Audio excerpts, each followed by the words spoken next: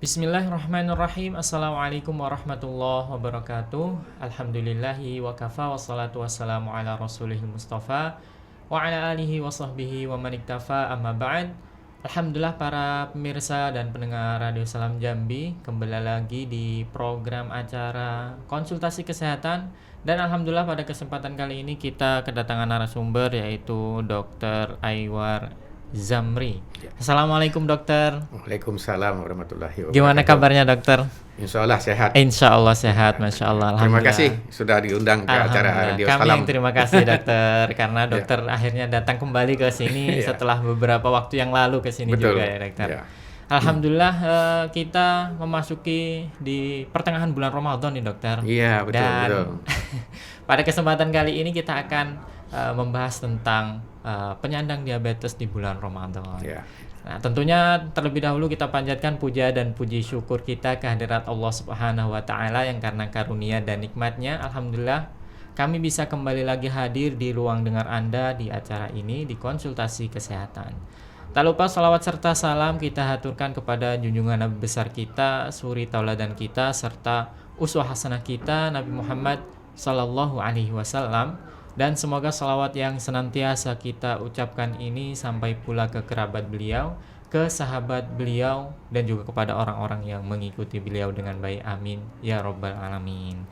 Baik dokter, karena pembahasan kita di bulan Ramadan ini untuk penyakit diabetes atau penyandang diabetes di bulan Ramadan. Nah ini mungkin ada 3 poin yang perlu kita bahas nih dokter. Dalam pandangan agama, orang yang sakit bagaimana, kemudian bolehkah berpuasa bagi penyintas diabetes, dan yang terakhir itu cara aman untuk penyintas diabetes di bulan Ramadan, terutama di puasa ini dokter. Kan gini dokter, orang yang mungkin diabetes di hari-hari biasa ada rutinitas tersendiri. Tiba masuk bulan Ramadan dia harus menahan makan dan minum dari terbit fajar sampai tenggelamnya matahari. Nah itu pendapat dokter gimana nih dokter? Dari pandangan agama lah terlebih dahulu dokter. Jadi sebenarnya saya bukan juga ahli agama ya, tapi dari satu sisi kita melihatnya. Ini pertanyaan yang sangat penting ya, karena berpuasa itu adalah suatu ibadah ya, yang tidak boleh ditinggalkan, harus dilaksanakan sebaik-baiknya. Iya, dokter. Tetapi di sisi lain kita juga harus menjaga kesehatan, karena kesehatan itu amanah dari Tuhan yang harus kita jaga sebaik-baiknya. Jadi pada kesempatan ini saya berterima kasih telah diberi kesempatan untuk berbicara ya, untuk mengedukasi para penyandang diabetes. Nah, ada 3 hal sebetulnya yang penting yang disebutkan tadi pada penyandang diabetes itu bagaimana pandangan agama Islam ya tentang orang yang sakit harus berpuasa. Kemudian apakah penyandang diabetes itu boleh berpuasa gitu ya. Nah, kemudian kalau boleh bagaimana cara yang aman? Nah, itu kan 3 hal ya. Jadi di sini kalau kita lihat ya dalam agama Islam tuh memberikan keringanan bagi orang sakit. Ya, kita tahu kan ya, Bapak-bapak Ibu yang saya hormati, dalam Islam itu puasa itu memang kewajiban. Tetapi Allah juga akan memberikan keringanan. Nah, ya. Dalam surah Al-Baqarah itu kita ingat dalam ayat 184 kalau nggak salah ya. Barang siapa di antara kamu sakit atau dalam perjalanan, maka boleh menggantinya pada hari yang lain. Nah, itu kan boleh, artinya tidak berpuasa. Sakit itu disebutkan pertama. Itu artinya apa? Jadi orang sakit mendapat keringanan untuk tidak berpuasa. Nah, ya. Jadi jika berpuasa membahayakan kesehatan, tentu Islam juga melarang itu kan. Nah, juga Islam menganjurkan kalau orang lagi sakit sebaiknya tidak berpuasa. Nah, karena seperti dikatakan di awal, kesehatan itu juga amanah dan harus kita jaga. Artinya nanti kita berpuasa mudaratnya lebih besar dari manfaat. Nah, ya. Nah, jadi sebaiknya kita hindari itu. Nah, kemudian yang kedua, apakah penyandang diabetes boleh berpuasa? Nah, jadi sebetulnya jawabannya adalah sebagian boleh, sebagian tidak dianjurkan, bukan dilarang ya. Dokter. Kita tidak boleh melarang orang ingin berpuasa, tapi dianjurkan tidak berpuasa. Karena kondisi diabetes itu pada setiap orang tidak pernah sama. Antara si A dengan si B. Berbeda gitu ya. Iya, obat yang dimakan juga berbeda. Komplikasinya juga berbeda. kepatuhannya juga berbeda. Berbeda. Nah, itu ya. Nah, jadi itu penting sekali kita ketahui. Jadi biasanya dokter itu akan membagi 3 kelompok pasien-pasien penyandang diabetes. 3 kelompok, dokter. Ya, yang akan berpuasa itu. Yang tentu yang kelompok pertama tentu yang risiko rendah. Resiko rendah. Boleh berpuasa. Boleh berpuasa. Itu apa contohnya itu ya? Orang diabetes yang gulanya terkontrol. Ya, gula terkontrol itu misalnya gula darah dicek waktu puasa atau sebelum makan itu antara 80 sampai 130. Itu masih Itu aman tuh kalau aman dia ya, itu ya, yang amannya. Kemudian 2 jam sesudah makan kalau dia cek itu antara 140 sampai 180. Oh, itu masih aman juga. Masih aman. 2 jam sudah makan dia cek gulanya. Itu aman tuh. Itu satu ya. Kalau dipandang dari sisi gulanya. Gula. Kemudian juga dilihat dari obat yang dimakan. Yang diminum obatnya itu. Misalnya cukup hanya 1 atau 2 pil saja. Kan ada orang yang banyak, ada suntik setiap makan. Ya, Itu kan beda lagi itu. Nah, itu ya. Dan juga pasien ini tidak pernah mengalami kerendahan gula. Karena makan obat ngedrop gulanya. Iya, dok. Nah, bisa dia orang tuh ngedrop ya. Nah, kemudian tidak ada komplikasi. Orang yang pernah masih muda, segar-segar aja. Penyakit lain nggak ada. Iya, belum ada gangguan ke kolesterol yang tinggi, tensi atau stroke atau apa ya, itu ada gangguan jantung segala macam gitu. Maka ini masih yang kalau tidak ada itu boleh berpuasa. Iya. Nah, itu dia. Ya. Jadi kelompok ini bisa kita anjurkan berpuasa, boleh berpuasa ya. Nah, tapi harus diawasi oleh dokter. Ya, konsultasi dulu sama dokter. Ya. Dok, boleh nggak, dok? Ya. Tapi kalau kita balik ke awal cerita, sebetulnya pasien diabetes itu sebelum bulan Ramadan dia sudah konsultasi dulu. Harusnya gitu. Nah, seperti sekarang ini kita udah di pertengahan Ramadan. Nah, apa berbuat lah ya. Nah, sebetulnya juga ini idealnya dilakukan sebelum Ramadan. Nah, itu ya. Kemudian kelompok yang kedua ya, kita bagi kelompok kedua. Itu yang juga boleh berpuasa. Tapi dengan pengawasan yang lebih ketat dari dokter. Boleh ya. Itu misalnya pasien diabetesnya sudah menggunakan beberapa macam obat, bisa 3 macam obat ya. Atau sudah menggunakan suntik insulin. Nah, dari insulin itu ya. Jadi kadang-kadang gula darahnya tidak stabil, kadang tinggi, kadang rendah. Nah, itu kan risiko sedang. Tapi belum kita temukan komplikasi-komplikasi lain. Nah, ya. Jadi ini boleh berpuasa tapi hati-hati. Nah, itu. Tetap konsultasi juga. Ya, tetap juga. Nah, nanti kapan boleh dia membatalkan puasa kita bicarakan ya. Kemudian kelompok yang ketiga, yang risiko tinggi. Nah, ini yang tidak dianjurkan ya, bukan dilarang lagi ya, tidak dianjurkan. Jadi juga pasien-pasien ini sudah mengalami kerendahan gula. Gulanya rendah di bawah 70. Nah, ya. Kemudian sudah menggunakan insulin intensif. Artinya insulin intensif itu mau tidur disuntik, kemudian setiap makan disuntik. Itu intensif tuh. Jadi 3 kali sehari makan 3 kali suntik. Kan sudah intensif tuh untuk mengendalikan gulanya. Dan juga sudah ada komplikasi yang serius. Misalnya sudah ada gejala stroke. Sudah ada gangguan jantung, sudah bisa pakai cincin atau apa dia. Itu kan sudah risiko tinggi. Ada komplikasi ginjal. Itu kan risiko tinggi. Maka ini sebaiknya tidak berpuasa.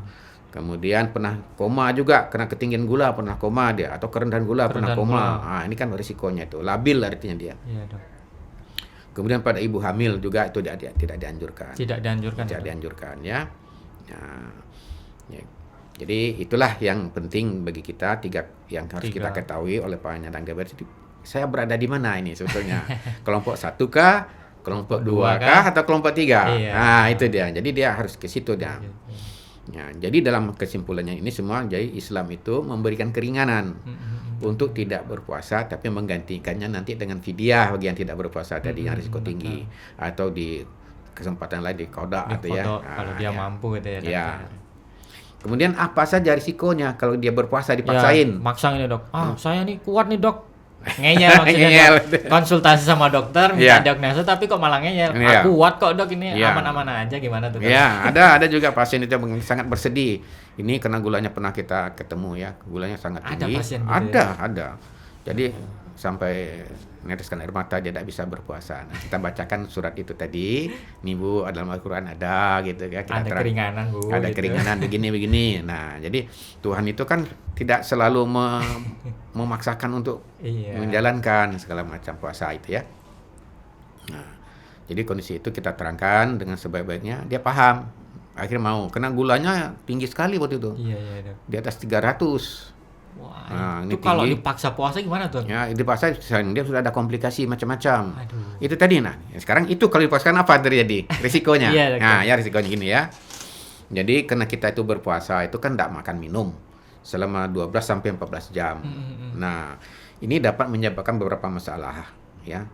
Pertama, masalah yang bisa terjadi itu kan karena kita tidak makan obat diabetes, tentu akan menurunkan gula. Kita tidak makan, ngedrop dia. Oh, gulanya turun drastis. Iya, turun. gitu ya, Dok? Nah, gulanya kerendahan, misal di bawah 70 itu ya, yang kita sebut dengan hipoglikemi. Nah, tentu gejalanya ada lemes, gemetaran, keringat dingin, lapar, pusing, debar-debar. Nah, jadi kalau kita punya alat cek gula darah, kita cek gulanya kalau ada gejala begitu. Iya, Dokter. Jam berapapun kita bisa menjalankan puasa, itu harus batalin puasanya. Nah, harus dibatalin puasanya. Itu bahaya udah di bawah 70, Iya. Dok. Di bawah 70. Bisa sampai pingsan kalau nggak salah ya, Dok. Koma bisa. Koma bisa ya, Dok. Bawa ke GD itu. Ya, nah itu yang sering terjadi kalau tidak dikontrol ya ini apa-apa. Nah, itu yang kita sarankan risiko yang pertama ya. Nah, kemudian ketinggian hiperglikemi. Ya, ketinggian itu kerendahan, sekarang ketinggian. Kenapa kita berpuasa? Kita diabetes, begitu berbuka kita langsung makannya yang manis, gitu ya. Yang biasa kita tidak ada makan seperti itu, kita makan. Nah, itu akan menjadi ketinggian gula. Nah, sementara orang diabetes minum obatnya itu, pemakaian obatnya juga harus diturunkan. Tidak bisa kita misalnya obatnya pagi satu, siang satu, malam satu. Kalau dia berpuasa tentu diturunkan obatnya. Berubah waktunya. Berubah kan maghrib diminum sama sahur aja. Nah, yang tengah-tengah kosong ya kan udah kurang obatnya itu. Jadi bisa ketinggian nanti gulanya kan begitu. Nah, jadi karena makan terlalu banyak karbohidrat mana-mana akibatnya gulanya melonjak. Nah, itu juga tidak boleh. Nah, kemudian apalagi kita berpuasa itu? Yang ketiga, kekurangan cairan. Kekurangan cairan. Kita kan dehidrasi, 12 sampai 14 jam tadi nggak boleh minum. Iya, Dok, benar. Jadi dehidrasi. Jadi darah jadi kental. Nah, bisa menyebabkan penyumbatan pembuluh darah di otak, bisa menimbulkan stroke. Iya. Kalau darah kental bisa jadi hipertensi nggak, Dok? Enggak, dia kan aliran darah tuh lambat. Kental, jadi pembuluh darah kan harus halus. Gitu. Nyumbat dia bisa merusak ginjal, merusak ke mata, ke jantung, bisa menimbulkan gejala serangan jantung malahan. Itu dehidrasi ya. Tandanya apa kalau kita kekurangan cairan itu? Jadi penyandang diabetes kekurangan cairan itu lemes, kekurangan cairan, lemes ya. Tekanan darahnya, tesnya turun. Tekanan kan turun. Iya. Nah, bahkan gangguan ginjal dia. Itu aliran darah ke ginjal, trombosis itu namanya ya. Bisa ke otak itu, stroke ya, ke jantung juga bisa. Nah, serangan jantung itu bahayanya. Nah, kan lebih besar mudaratnya dari manfaatnya. Orang pengen enak sehat kok malah jadi tambah sakit pas puasa. Ya, betul. Nah, jadi bagaimana sekarang udah kita bicarakan dari sisi Islamnya, boleh berpuasa apa tidak, kemudian resiko ya. Kemudian tip yang aman berpuasa ya. Puasa bagi penyintasnya nih. Iya, bagaimana yang aman nih? Kita sudah saya sudah masuki yang tipe yang aman gitu. Nah, supaya lebih aman lagi kita berpuasa bagaimana? Tentu pertama sahur. Jangan sampai tinggal. Jangan sampai tinggal tuh. Kalau dapat mepet-mepet mau imsak. Nah, itu memperlambatnya ya, itu. Jadi tujuannya agar cadangan energi cukup banyak yang kita pakai untuk siang hari. Kemudian makan. Pola makannya itu karbohidrat yang kompleks. Karbohidrat kompleks itu misalnya gini, roti. Kalau karbohidrat simple itu gula. Kalau begitu kita minum langsung diserap, langsung jadi gula masuk dalam darah. Tapi kalau yang kompleks itu misalnya beras merah, roti, jagung, gandum segala macamnya itu kompleks dia. Jadi dia sebelum diserap dipecah dulu. Ya, jadi simplek. Nah, baru diserap jadi gula aja prosesnya. Jadi kenyangnya dia lama. Nah, itu. Jadi kalau kita minum lemes, minum teh manis, segar, tapi cepat lemes lagi. Iya. Tapi kalau kita makan, kenyang, lemesnya pelan-pelan berkurang, Pelan-pelan, kenyangnya lama, kenyangnya ya lainnya lama jadinya itu. Dokter, betul Ya, sekali. ya. Kemudian yang kedua, saat berbuka, makan tuh hindari yang manis-manis dulu. Hindari Jangan yang terlalu manis. banyak juga. Yang kita kan langsung minum cola, macam kita gula. Es Nah, campur langsung satu. iya. Sementara kita ini dia diabetes jadi akan berbahaya buat kita. Kemudian minum air putih secukupnya. Jika porsi makan itu harus seimbang. Iya, dokter. Jadi hindari makan terlalu manis. Kemudian goreng-gorengan yang berlebihan itu juga nggak baik ya. Nah, jadi itu. Kemudian yang penting lagi rutin cek gula darah. Jadi kita sebagai penyandang diabetes itu wajib punya alat cek gula darah. Iya, iya, Dok. Sama kita pergi jalan kalau nggak bawa HP rasa nggak ada yang kurang. Ada yang kurang. KTP tinggal nggak masalah kan? Nah, Ini ada notifikasi, ada pemberitaan kehilangan nih. iya, iya, gitu nah. Nggak bawa HP sama itu. Jadi ibaratnya cek gula darah itu sama dengan HP untuk penyandang diabetes. Iya, dokter. Jadi kalau kita cerita-cerita sedikit, kalau di luar negeri orang penyandang diabetes tuh dikasih kayak peneng. Peneng itu apa? Label gitu ya, kaca Iya, iya, dokter. gelang yang ada ini. Nah, Kayak pernah lihat itu, Dok. ya di sini ditulis tuh saya penyandang diabetes. Nah, jadi kenapa? Manfaatnya ada. Kalau kita misalnya pergi ke suatu, kita penyandang diabetes nih, pergi kepada keramaian, terjadi pingsan. Kalau pingsan itu orang biasanya mengasih teh manis. Oh, iya, iya, Iya. dokter. Tapi karena ada label, nah si penolong ini akan melihat ini penyandang diabetes nih, bisa kerendahan, bisa Bisa ketinggian. Nah, apalagi kalau kita sudah kemana-mana bawa alat cek gula darah, Iya, iya, iya. dibantu sama orang ngecek gula darah. Oh ini kerendahan, oh ini ketinggian. Iya, dokter. Nah, yang akan membantu. Kalau kita tidak sadar kan ini petunjuk sangat berharga ini. Oh penyandang diabetes nih, maka kalau dibawa ke IGD cepat Ketahuan gitu. ketahuan ya. ini ya. Bagaimana? Ya kan membantu si pasien. Iya, iya. Kalau kita kan nggak tahu. Ada orang pingsan langsung dikasih es teh, Dok. Es teh gitu kan? Atau teh manis. Teh manis. Nah, gitu teh manis itu padahal dia gula, ketinggian, pingsan dia. Waduh. Nah, berarti kan kasih orang kebakaran disiram bensin. Iya benar, dokter. Nah, Boleh jadi gitu ya. keliru penanganan. Kecuali kalau dia kerendahan tuh boleh teh manis. Ya. Nah, makanya alat itu dibawa kemana pergi dicek. Nah, Kalau gitu. kerendahan boleh dikasih. Nah, teh wajib, tadi ya. wajib malah itu, wajib diberi. Iya, iya, dokter. Nah, itu. Nah, jadi itu. Nah, juga satu yang penting juga bagi penyandang diabetes, kapan kita membatalkan puasa? Puasa. Nah, ini penting nih, kapan harus membatalkan puasa? Jadi itu pentingnya alat tadi. Kalau kita diabetes, untuk hari-hari pertama disarankan untuk ngecek gulanya. Untuk apakah saya ini aman puasanya apa enggak. Jadi periksa ada sekitar 5 kali atau 6 kali ya. Melengkap sih 7. Jadi kita cek setelah kita sahur, Setelah sahur. 2 jam kita cek. Dicek lagi. Ya misalnya sahur jam 4, jam 6 kita cek. Kemudian kita cek lagi jam 9. Kemudian cek lagi jam 12. Iya, Dok. Kita cek lagi jam 3. Kita cek lagi jam 5. Itu maksudnya apa tujuan pada hari-hari pertama itu kita cek? Itu melihat gambaran gula darah kita. Apakah selama berpuasa ini gula darah kita Masih aman, aman. dalam rank yang aman tadi dari ya. awal tadi itu. Nah, kalau salah satu kita temukan di bawah 70, batalin puasa. Batalin. Nah, kira kan menolong kita alat Iya. itu. Nah, kalau dalam salah satu waktu dia di atas 300, batalin juga puasa, ketinggian. Nah, jadi kita harus tanggulangi nanti Harus kan tanggulangi. begitu, pergi ke dokter atau kemana. Jadi itu yang penting. Tetapi dalam 1 atau 2 kali pemeriksaan yang rank itu tadi, yang 5 kali atau 6 kali tadi itu aman, besok nggak perlu lagi itu kita lakukan. Berarti kita sudah aman untuk berpuasa. Aman berpuasa. Nah ya, jadi syaratnya untuk kapan kita harus membatalkan kalau gula darah pertama di bawah 70 di antara yang 5 itu tadi. Atau di hari-hari biasa aja. Kita tidak pakai itu lagi. Iya, dokter. Tapi mungkin kelupaan sahur atau makan selalu sedikit kan bisa aja tuh. Bisa Nah, aja, ya. kita cek gulanya. Kok ada lemes, keringat dingin, cek gulanya.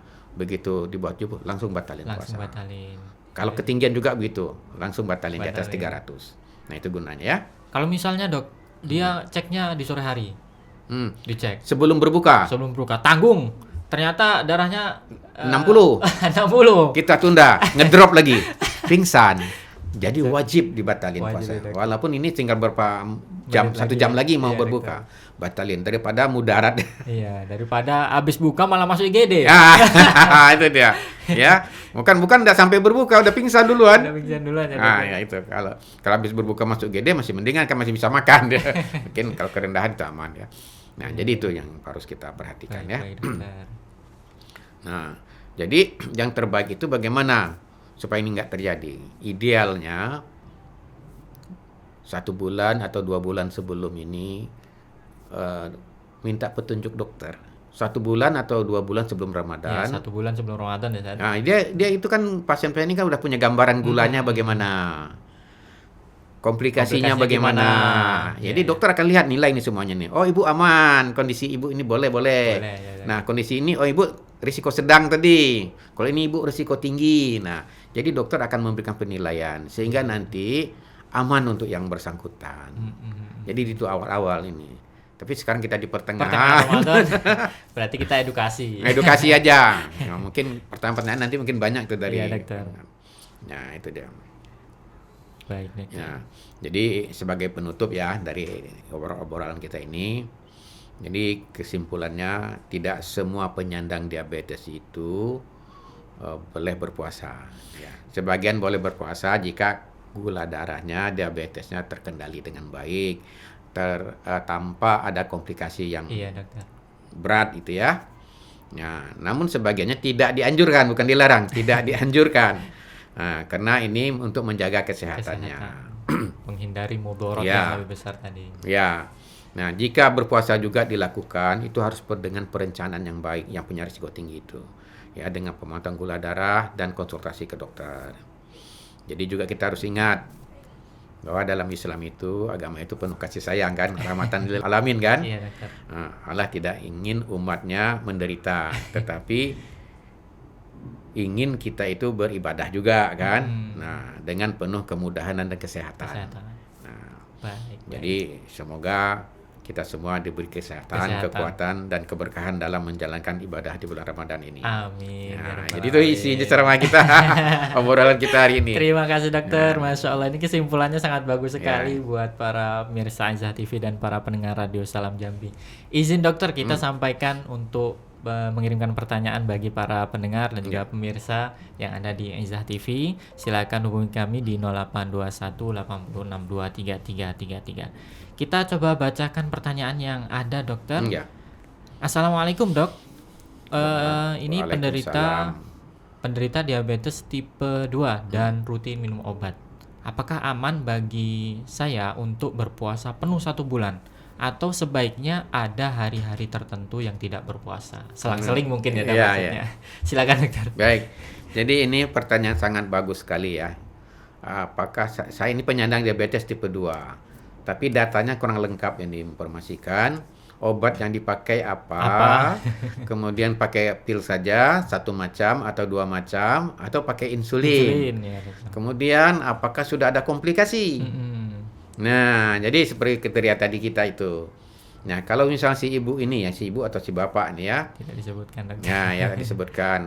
Kalau dia gulanya terkontrol dengan baik, ya gula darah puasanya antara 70 sampai dengan 130, rata-ratanya 110 dan 2 jam sudah makan, ya, antara 140 sampai 180.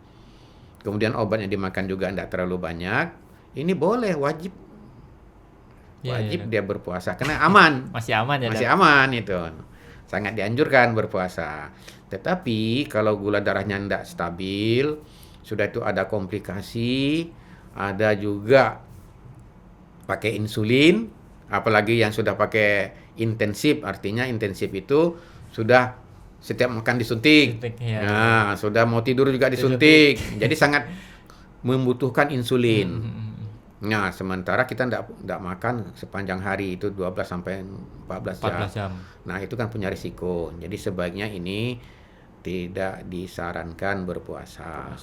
Nah, apalagi sudah ada komplikasi, misalnya udah gangguan ginjal, udah ada gejala stroke atau apa. Nah, itu. Baik, terima kasih dokter atas jawabannya. Semoga bisa menjawab pertanyaan yang dikirimkan yang sudah masuk. Kita beralih ke pertanyaan selanjutnya yang sudah masuk, dokter. Dokter, ini pertanyaannya, bolehkah balas dendam saat berbuka puasa? Boleh nggak dok makan banyak-banyak langsung? Nah, itu pada penyandang diabetes apa bukan? Iya, maksudnya penyandang diabetes. Kalau bukan itu mungkin boleh-boleh saja kalau bukan diabetes ya. Iya, Tapi kalau penyandang diabetes tidak dianjurkan. Kenapa? Itu akan langsung melonjak gula darahnya dengan tinggi. tinggi. Kalau gula darah yang sangat tinggi itu bisa menimbulkan apa? Koma. Ketinggian gula kan nanti gejalanya apa? Sebentar-sebentar kencing, lemas. Nah, bisa nggak sadar itu. Bisa nggak sadar ya dok? Komplikasi yang beratnya itu apa? Ketoasidosis namanya. Apa itu dok? Jadi ketoasidosis itu orangnya kena ketinggian gula, banyak kencing, menyebabkan gangguan kesadaran. Bisa gitu ya? Iya, bisa ketinggian gula sampai di atas 600 misal gulanya itu. Nah, itu masuk masuk ICU tuh. Nah, ketinggian gula itu ya. Jadi kan kita makan hantam semua itu kan langsung melonjak tuh. Iya, Sementara gula ini dalam darah itu kan harus dikirim ke seluruh tubuh dengan bantuan hormon insulin. Tapi sekarang nggak, hormon insulinnya kurang. Gulanya tinggi, gula tinggi itu kan merusak semua. Iya, dok. Nah, itu dia berbahayanya. Petunjuk ketinggian gula itu banyak kencing. Maka orang diabetes awal-awalnya itu kan kok sebentar-sebentar mau kencing, haus-haus, mau minum kena gula yang tinggi itu. Gitu. Nah, itu dia. Jadi kalau balas dendam tidak sebaiknya itu ya. Karena diabetes itu pengobatannya pertama itu adalah mengatur pola makan. Baik. Ya, makan pagi berapa takarannya, makan siang berapa takaran, makan malam berapa takaran. Jadi kalau kita penyandang diabetes, ikuti aja lah petunjuk makan. Selamat kita. Nah, ya. Kalau kita paksakan bebas begitu balas dendam nanti kurang baik ya, banyak risikonya yang akan kita temui. Baik, terima kasih dokter atas jawabannya. Jadi jangan balas dendam. Betul, jangan balas dendam. Pertanyaan selanjutnya yang ada ini dokter. Dokter, indeks glikemik dari kurma katanya kan rendah dok. Makan banyak-banyak kan boleh juga nggak sih dok? Oh ya, baik. Terima kasih. Ini benar nggak dok? Keliru. Keliru ya dok? Ya, banyak ini. Jadi indeks yang tertinggi kadar gula, indeks glikemiknya yang tertinggi itu adalah gula pasir, kan gula. Itu 100 sudah 1 ya. Nah, tapi yang nomor 2 yang paling tinggi di bawah gula itu kurma. Oh, gitu ya, Dok. Makanya pada orang yang normal, mungkin zaman Nabi itu ya, berbukalah dengan puasa dengan yang manis-manis. Kan gitu, yang manis-manis. Itu kurma itu manis tuh. Nah, jadi kenapa? Jadi kan karena dia banyak kadar gula yang tinggi, simplek itu kan ya. Kita begitu masuk, karena kita sebelum puasa itu kan gula darahnya rendah. Begitu kita makan, gulanya langsung naik, segar badan kita. Gitu, nah, tapi pada diabetes boleh, cuma 1 sampai 3 butir aja, tidak banyak. Tidak boleh banyak. Bukan dilarang ya. Nah, itu. Nah, jadi sebetulnya kalau biasa-biasa sih nggak dianjurkan ya. Karena kadar gulanya tinggi, sama dengan kita minum teh manis tuh. Nah, jadi gitu ya dok? Ya, bukan rendah, tinggi. Tinggi ya dok? Nomor 2 paling tinggi. Jadi jangan makan banyak juga gitu? Ya boleh. Boleh minum 1, 2, 1 sampai 3. 1 sampai 3, dah. Ya. Baik, terima kasih dokter atas jawabannya. Baik, ini pertanyaan masuk kembali dokter. Ya. Saya menggunakan insulin setiap hari. Apakah tetap bisa berpuasa? Kalau bisa, bagaimana cara mengatur waktu dan dosis suntiknya agar tidak terjadi hipoglikemia? Ya, baik. Pertanyaan yang bagus, kasus yang bagus juga. Tapi sayang bukan di ini kan ya. Insulinnya itu yang apa gitu ya. Insulin yang berapa setiap makan suntik atau bagaimana? Atau kombinasi antara insulin dengan pil. Ya. Nah, jadi begini. Kalau hanya dapat insulin dengan kombinasi dengan pil dan gula darahnya terkontrol dengan baik ya, dengan ngecek gula itu teratur, maka itu boleh berpuasa. Boleh, dan juga tanpa komplikasi yang berat. Ya, yang berat itu maksudnya udah gangguan ginjal tadi itu ya, ada gejala stroke, ada gangguan jantung, ada yang lainnya. Ya, udah pasang cincin atau gitu ya. Nah, itu sebaiknya tidak.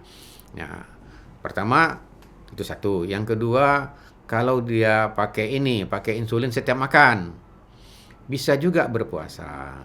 Tapi dengan syarat tadi gula darahnya bagus, terkendali, dan komplikasinya sedikit atau nggak ada komplikasi, nggak banyak komplikasi. Ya. Nah tentu kalau yang pakai insulin setiap makan diubah. Misalnya dapat setiap makan suntik 3 kali 8 gitu ya. Iya dokter. Nah jadi suntiknya berbuka 8, nanti sahurnya dikurangi cuma 2 kali suntiknya. Kan kita makan cuma 2 kali. Ya. Nah jadi hilang 1. Kalau ini kalau biasanya makan pagi, makan siang, makan malam, suntik-suntik semua. Jadi kita sekarang jadi 2. Dan sahurnya itu dikurang pula dosisnya. Iya dokter. Jadi 6 suntiknya. Kalau 3 kali 8 tadi kan 3 kali 8, 1 hilang. Yang sahurnya 8 dikurangi jadi 6. Tujuannya apa? Supaya jangan kerendahan nanti gulanya. Iya dokter. Nah itu pentingnya untuk pasien-pasien yang pakai suntik. Insulin. Nah juga kalau pakai pil. Nah kadang-kadang pilnya itu diminum karena biasanya kan pagi minum pil. Iya, dokter. Dimakannya sahur kan dekat pagi. Nggak boleh. Jadi kalau dia pakai pil, misalnya yang sering itu Glimepirid itu ya, nah diminum maghrib. Iya dokter. Kalau metformin juga diminum maghrib sama sahur metforminnya. Nah, jangan dibikin di sahur. Kenapa? Nanti kan kita puasa tuh, dia bekerja obatnya. Iya. Tapi kalau kita maghrib dimakan obatnya bekerja, kalau ada apa-apa kan kita bisa atasi. Iya dokter. Nah, itu dibalik cara makannya. Baik. Oke. Terima kasih dokter atas jawabannya. Kita beralih ke pertanyaan selanjutnya. Dokter, saya ini punya gula darah. Maksudnya dia Ya diabetes. ya diabetes. Cuman tidak punya alatnya dokter. Jadi tanda-tanda gula darah rendah dan tinggi itu saat puasa seperti apa dok? Iya. Apakah ada tandanya? Dan kapan saya harus segera membatalkan puasa? Oke. Nggak punya alat dokter. Ya, baik. Tapi punya riwayat Ya, baik. Jadi tentu juga sebetulnya ini penjelasannya apakah si bapak atau si ibu yang bertanya ini obat yang dipakai apa gitu ya. Nah, gitu juga. Tapi sebagai petunjuk kalau kita tidak punya alat, itu tadi kalau kerendahan kita merasa lemas sekali. Nah biasanya kalau kita berpuasa mungkin sahurnya terlalu sedikit atau tidak sahur, obat dimakan ini maghrib bisa gitu kan. Nah, jadi kerendahan gula nanti risikonya, petunjuknya adalah kalau kita kerendahan gula, lemes, keringat dingin, rasa lapar. Bagaimana lapar kan kekurangan gula ya. Nah jadi keringat dingin. Nah kalau kita cek biasanya gulanya di bawah 60. Nah itu tanda lemas, keringat dingin, rasa lapar sekali itu, kunang-kunang matanya itu kan. Nah rasa sempoyongan. Nah itu petunjuk. Nah kalau itu sudah muncul begitu, sebaiknya kita batalin puasa. Nah sebaliknya kalau ketinggian gimana? Nah tadi kan penyebabnya tentu obat tidak dimakan. So itu makan sahurnya berlebihan. Nah jadi kelebihan misalnya di atas 300 tadi kan tidak boleh di bawah 70 dan di atas 300. Nah itu jadi gula darah ketinggian itu gejalanya ada juga, lemas, lesu, banyak kencing. Lemas, lesu, banyak kencing. Nah, haus. Nah, kencing banyak. Nah, itu petunjuk ketinggian gula itu. Iya, tapi kalau kerendahan tidak ada haus kita. Iya, dokter. Nah, tidak ada keringat dingin. Lemas itu pada kerendahan. Tapi kalau ketinggian banyak kencing, lemas bawahnya ya. Nah itu sebaiknya saus bawahnya gitu. Jadi kalau dicek itu di atas 300 ya batalin puasanya. Jadi kalau ibu tadi sebaiknya, saran saya sebaiknya bapak atau ibu tadi yang tidak punya alat, itu alat itu murah.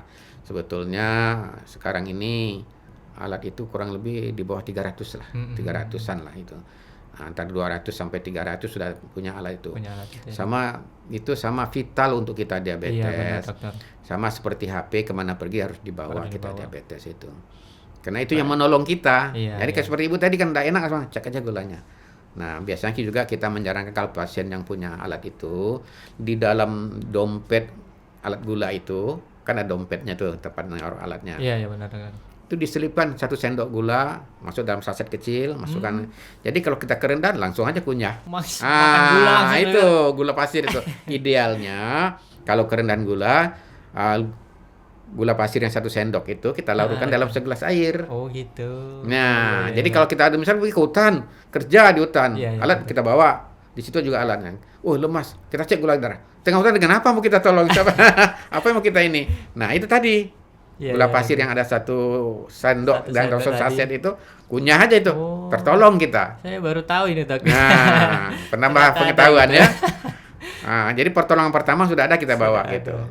Ini kalau rendah langsung makan sasetan itu. Iya, buka, kunyah aja. Iya, iya, dokter. Atau bawa permen itu yang paling ini, yang paling aman untuk kita udah beres gula itu. Baik, baik, baik. Terima kasih dokter atas penjelasannya. Jadi untuk bapak atau ibu yang bertanya, boleh nih investasikan untuk kesehatannya. Ya. Jadi beli alatnya nggak apa-apa. Nggak apa-apa itu. Itu kan untuk kesehatan kita. gitu. Iya, iya. Baik dokter, terima kasih atas jawabannya. Kita beralih ke pertanyaan selanjutnya dokter. Ini untuk menu sahur dan berbuka. Makanan seperti apa yang paling aman bagi penderita diabetes agar gula darah tetap stabil, dok? Iya. Sebetulnya bagaimana kita sebelum berpuasa seperti bulan-bulan biasa, pola makannya itu aja yang kita ikuti. Jadi pertama tuh karbohidratnya, proteinnya, lemaknya itu kan. Nah, biasanya karbohidratnya itu sekitar 50-60% dari total kalori yang kita makan Iya, itu. dokter. Kemudian proteinnya sekitar 20%, ya 20-30. Lemaknya sekitar 20%. Jadi itu. Nah, jadi yang gampangannya itu kalau nasinya selebar tinju kita ini, sebesar kepala tinju kita makannya itu nasinya, itu karbohidratnya itu. Kemudian piring itu dibagi 4, seperempatnya itu nasi, seperempatnya itu sayur, seperempatnya itu ini buah gitu. Iya, iya. Nah, itu kan. Jadi bagi 4. Nah, itu porsinya kira-kira begitu pengaturannya. Iya, iya, iya. Itu yang terbaik ya, dok. Ya baik, itu yang biasa gitu kalau kita lihat-lihat di buku-buku seperti itu pengaturannya. Bukan nasi yang banyak jadi gula nanti tinggi, bukan juga protein yang banyak. Ya. Semua ada porsinya. Baik, baik, terima kasih. Baik, terima kasih dokter atas jawabannya dan semoga bisa membantu untuk pertanyaan bagi penyintas diabetes. Pertanyaan terakhir dokter. Ini dok, saya penderita diabetes yang tidak dianjurkan puasa sama sekali. Dan kalau di bulan selain bulan puasa, saya dibolehkan berpuasa. Maksudnya puasa Senin Kamis, dok. Nah, di sini pertanyaannya, dok, kok bisa seperti demikian ya, dokter? Apakah dokter tersebut salah diagnosa? Jadi begini. Jadi sebetulnya sayangnya ada dirinci ya. Iya, dokter. Nggak boleh berpuasa kenapa? Oh, iya, Sudah dokter. itu apakah pengobatannya bagaimana? Kalau kita bisa dialog interaktif kan lebih enak ya. Iya, dokter. Nah, jadi pasien-pasien yang tidak boleh berpuasa itu kan ada ketentuannya tadi ya. Betul. Mungkin si ibu atau si bapak yang bertanya ini kadar gulanya belum stabil, ketinggian atau bagaimana ya, tinggi atau bisa risikonya tinggi kalau gula darah ketinggian, atau juga risikonya tinggi kalau gula darah kerendahan. Itu mudah terjadi hal demikian. Atau juga sudah mengalami beberapa komplikasi yang berat pada si bapak ibu ini. Maka tidak dianjurkan karena itu jaga terus menerus. Mungkin karena Senin Kemis itu kan nggak terlalu intens Iya, gitu ya. Nah, tapi tetap juga harus hati-hati kalau kita sudah punya faktor risiko yang tinggi tadi itu. Nah, bukan jadi seperti tadi itu bukan dilarang ya, karena tidak ada kita menggunakan kata-kata dilarang, dianjurkan sebaiknya. Kan gitu. Karena dengan segala risiko yang akan kita temui. Nanti ujung-ujungnya mudaratnya lebih besar dari manfaat. Iya, gitu. Baik, baik. Jadi bukan dilarang tuh ibu tadi itu. Nah, sebaiknya dipelajari dulu. Mungkin konsultasi bisa saja kemana nanti konsultasi lebih dalam lagi. Iya, beliau ditulis di sini tidak dianjurkan berpuasa sama sekali di bulan Ramadan. Iya, karena itu mungkin faktor risikonya tinggi. Iya, Nah, itu dasarnya ada. Baik. Baik dokter, terima kasih atas jawabannya. Mungkin ini pertanyaan terakhir Boleh, dokter. boleh. Pada kesempatan kali ini kami ucapkan terima kasih kepada pemirsa Izzah TV yang sudah ikut berinteraktif pada kesempatan kali ini. Serak nih dok. Puasa juga. Bulan puasa. Baik. Baik dokter, mungkin ada kesimpulan untuk dari dokter untuk para penderita penyintas diabetes, Baik. boleh memberikan edukasi dan silakan untuk Ya, edukasi. baik. Terima kasih sebagai closing statement ya. Nah, Sebagai kesimpulan.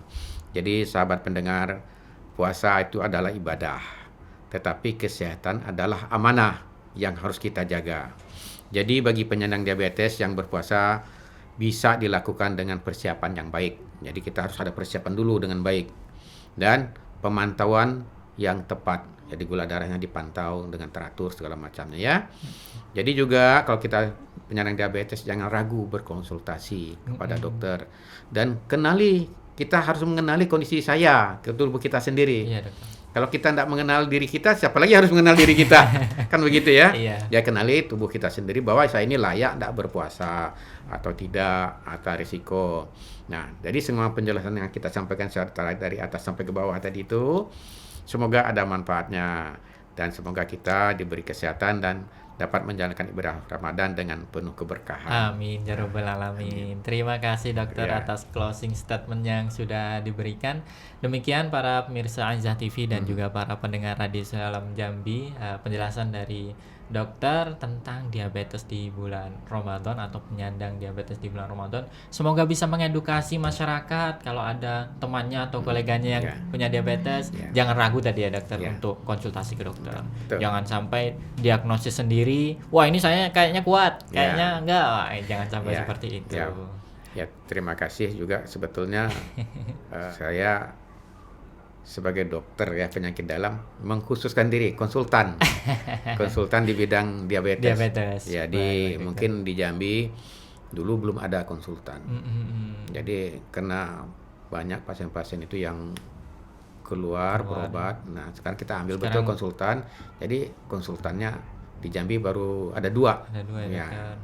Satu di Rumah Arafah, sakit Arafah. satu lagi di rumah sakit Siloam kalau saya nggak salah. Baik dokter. Jadi kalau ada penyandang diabetes ingin konsultasi bisa datang ke Dokter Aiwar Zamri di Rumah Sakit Islam Arafah. Islam Arafah. Baik, terima kasih dokter penjelasannya dan juga ilmunya sudah sharing-sharing di Ya. studio Aizah TV. Terima kasih. Dan mungkin kita cukupkan dulu pertemuan kita kali ini dokter. Ya. Kami ucapkan terima kasih, syukron jazakumullahu khairan. Semoga dokter senantiasa diberikan kesehatan, kemudahan, kenyamanan, terutama di bulan Ramadan ini Ya. dokter. Ya. Jadi kalau ada kesempatan bisa Ketemu kembali. Oke. Terima kasih. Amin. Terima kasih dokter. Ya. Kita cukupkan terlebih dahulu pertemuan kita kali ini dengan doa kafaratul majlis. Subhanakallahumma wa bihamdik, asyhadu an la ilaha illa anta, astaghfiruka wa atubu ilaik. Wassalamualaikum warahmatullahi wabarakatuh. Waalaikumsalam warahmatullahi wabarakatuh.